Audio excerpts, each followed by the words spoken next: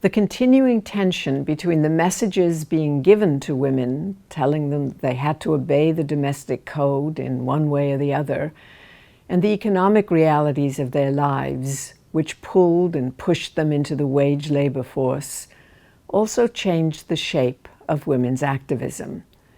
And since we've been calling women's activism work, we want to take a quick look at how this happened and what happened. The civil rights movement is a good starting place. Protests against racial discrimination had long persisted, but in the 1950s, women began to take a lead role in trying to achieve civil rights for African Americans.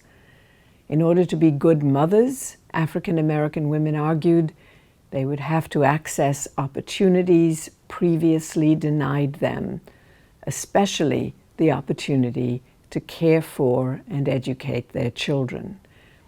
Brown versus Board of Education, decided by the Supreme Court in 1954, ordered the desegregation of public schools. Women and their children were among the people who tried to implement the decision. We think immediately of Daisy Bates, the young woman who guided 9 African American boys and girls into Little Rock High School with the help of the National Guard. We think of the Little Rock Nine and the mothers who stood by their sides when we imagine the courage of mothers.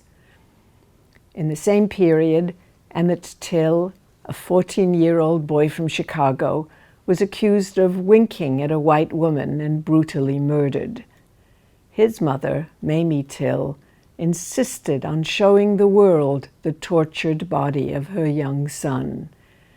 The act illuminated violence against black children in the South.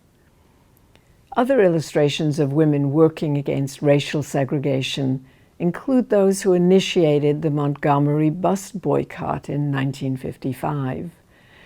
We know how Rosa Parks sparked the boycott by refusing to get up out of her seat and sit in the back of the bus. She was tired after a day's work.